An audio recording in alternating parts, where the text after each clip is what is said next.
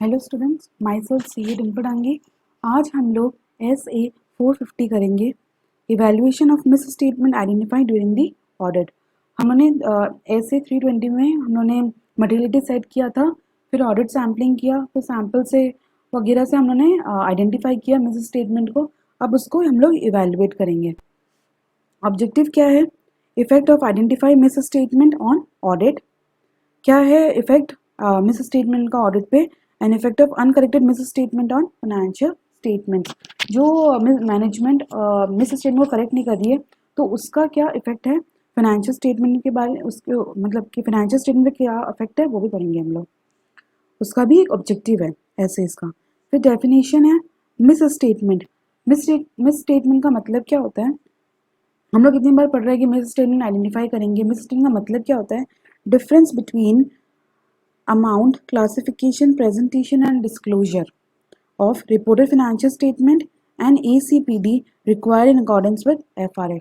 FRF क्या चाहता है और हम लोग क्या रिपोर्ट कर रहे हैं, दोनों में क्या डिफरेंस है, उसको हम लोग बोलेंगे मिस स्टेटमेंट। और मिस स्टेटमेंट में रिजल्ट फ्रॉम, कैसे मिस स्टेटमेंट होता है? इन एक्यूरेसी इन गैदरिंग और processing data from which financial statements are prepare. जो डेटा है वो इनएक्यूरेट है। ओमिशन ऑफ अमाउंट्स और disclosure, incorrect accounting estimates, judgement of management, accounting estimate auditor consider unreasonable. Auditor को लगता है कि जो मैनेजमेंट का अकाउंटिंग एस्टिमेट है वो अनरीजनेबल है। And application of accounting policy, उसको लगता है, ऑडिटर को लगता है इनअप्रोप्रिएट है। फिर आता है एक्यूमुलेशन। जो भी हम लोग ने मिस स्टेटमेंट आइडेंटिफाई किया, अब उसको हम लोग एक्यूमुलेट करेंगे, इकट्ठा करेंगे। Accumulate miss statement identify other than those clearly trivial. अभी जो भी हमने मिस स्टेटमेंट आइडेंटिफाई किया है, एग्जाम्पल मैंने बताया था 60,000 अगर हमने मटेरियलिटी सेट की है, परफॉर्मेंस मटेरियलिटी, और मैंने 75,000 का वाउचर चेक किया है उसके ऊपर वाला, तो उसमें मुझे 50 रुपीज़ की मतलब गड़बड़ दिखी, मिस स्टेटमेंट दिखी। तो ये 50 रुपीज़ क्या है, क्लियरली ट्रिवियल है, क्योंकि ये क्लियरली ट्रिवियल मतलब ये इतना ज़्यादा मटेरियल अमाउंट नहीं है कि जाके मैनेजमेंट को बताऊँ कि मैं तुम इसको सही करो। तो ऑडिटर क्या करेगा, एक्यूमुलेट करेगा मिस स्टेटमेंट को, पर जो भी दोज क्लियरली ट्रिवियल है उनको लेफ्ट करता जाएगा।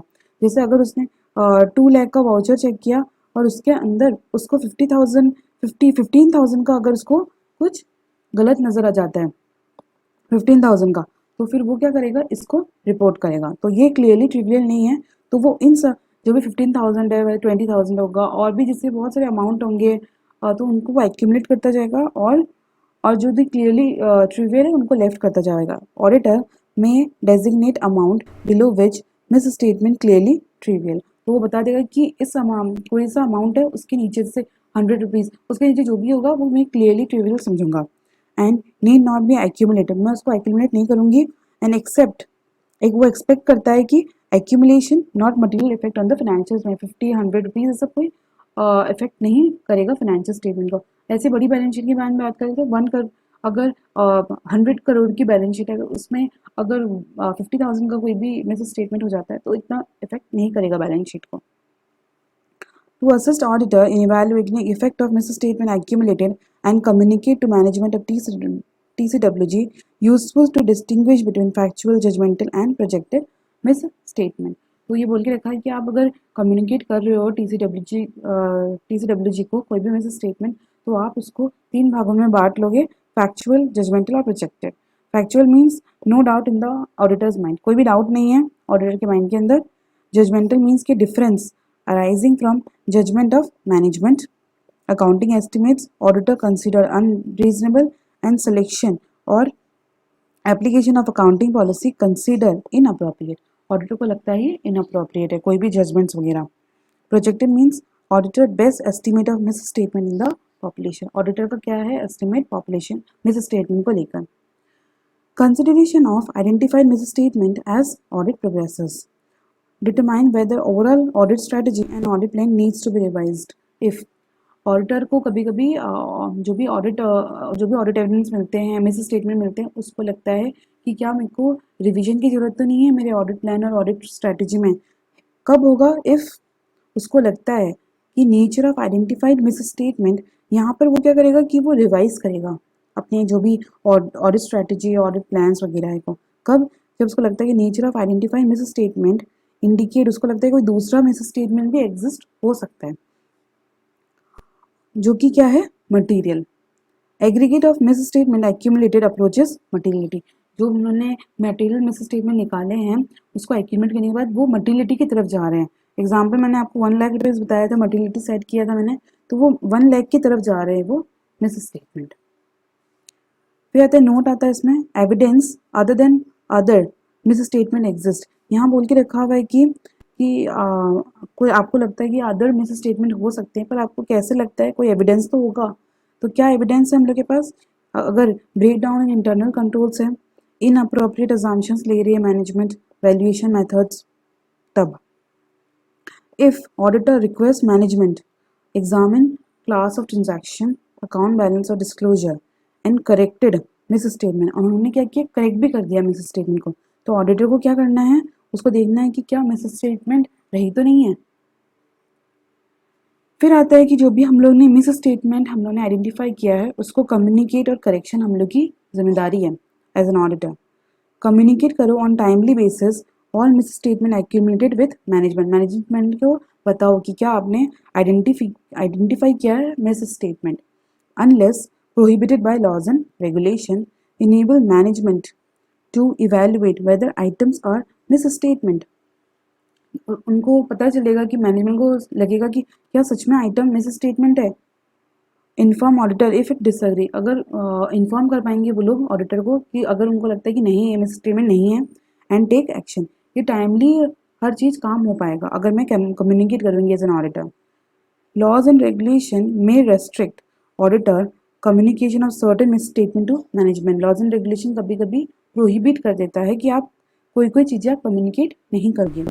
Example, communication that might prejudice investigation by appropriate authority into actual or suspected illegal acts. अगर illegal acts के हैं तो आप laws and regulation उसको prohibit करता है। So potential conflict. So यहाँ पे conflict आ जाएगा between auditor obligation of confidentiality and obligation to communicate may be complex. तो इसमें क्या बोल के रखा हुआ है कि आप क्या करो, legal advice ले लो, you can take legal advice. अगर मैनेजमेंट क्या करता है, रिफ्यूज कर देता है कि नहीं मैं करेक्ट नहीं करूँगा, auditor shall understand of management reason, उसको अंडरस्टैंडिंग लेनी पड़ेगी मैनेजमेंट का क्या रीजन है for not making the correction, क्यों वो करेक्ट नहीं कर रहे हैं, and shall take the understanding into account when evaluating whether financial statements are free from material misstatement. Evaluating the effect of uncorrected misstatement, और मैनेजमेंट अगर misstatement को correct ही नहीं करती तो क्या करेंगे हम लोग। Prior to evaluating reassess materiality, evaluate करने से पहले कि क्या इफेक्ट होगा अनकरेक्टेड मिस स्टेटमेंट का, आपको क्या करना पड़ेगा, अपना रीअसेस करना पड़ेगा मिस मटेरियलिटी को एज पर SA 320। If reassessment give rise to lower amount, अगर आपको मटेरियलिटी जैसे 1 लाख से नहीं, अब हम लोग 70,000 ही करेंगे ओवरऑल मटेरियलिटी, तो ये आपको रीअसेस करना पड़ेगा। Then performance materiality and nature time and extent of further audit procedure to be reconsider. अगर आपने ओवरऑल 1 लाख को अगर आपने रीअसेस करके उसको 70,000 कर दिया है, तो आपको परफॉर्मेंस मटेरियलिटी को भी चेंज करना पड़ेगा और उसके चलते फर्दर ऑडिट प्रोसीजर भी चेंज हो सकते हैं।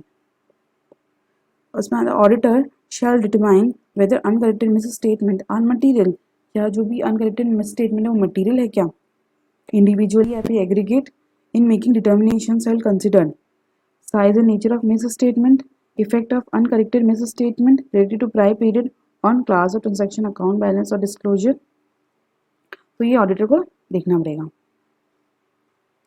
फिर नोट्स, इफ इंडिविजुअल मिसस्टेटमेंट जज टू बी मटीरियल, अगर उनको लगता है कि मटीरियल है, unlikely that it can offset by other misstatement, example revenue overstated, financial statement materially misstated, even if effect of misstatement on earnings completely offset by equivalent overstatement of expenses।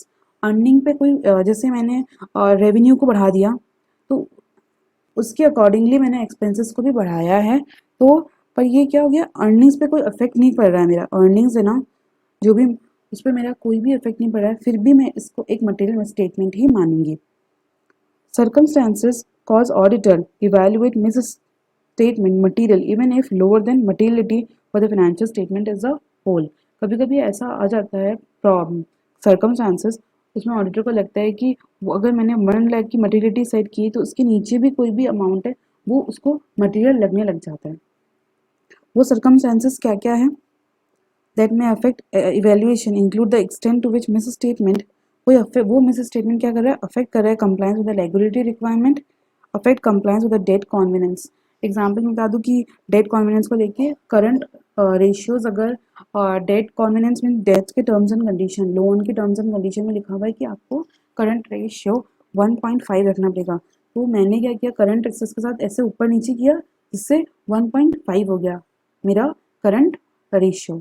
तो इतना ज़्यादा मैंने वेरिएशन नहीं किया कि materiality को touch कर दे, पर उसके चलते मेरा एक अफेक्ट कर जा रहा है compliance with the debt covenants, so ये एक मटेरियल स्टेटमेंट हो जाएगा even if it is lower than the materiality. Incorrect selection और application of accounting policy in material effect in current period. आज जो मैंने सेलेक्ट किया अकाउंटिंग पॉलिसी उसका इमटेरियल इफेक्ट है अभी करंट पीरियड में, पर आने वाले सालों में उसका मटेरियल इफेक्ट हो सकता है, तो मैं उसको एज अ मटेरियल मानूंगी मिस स्टेटमेंट। फिर आता है make a change in earnings और other trends. Effects ratios, ratio पे इफेक्ट कर रहा है, affect segment information, affect of increasing management compensation, revenue को बढ़ाएंगे तो ऑटोमेटिकली उनका कंपनसेशन भी अगर रेवेन्यू के अकॉर्डिंग है, प्रॉफिट के अकॉर्डिंग है, तो उनका कंपनसेशन भी बढ़ जाएगा, तो मैनेजमेंट चाहेगा कि मैं अर्निंग्स को ज़्यादा बढ़ाऊँ। Relates to item involving particular parties. Communication with the TCWG, management ने सही नहीं किया है तो मैं क्या करूँगी, TCWG के साथ कम्युनिकेट करूँगी under uncorrected miss statement UM को कम्युनिकेट करूँगी।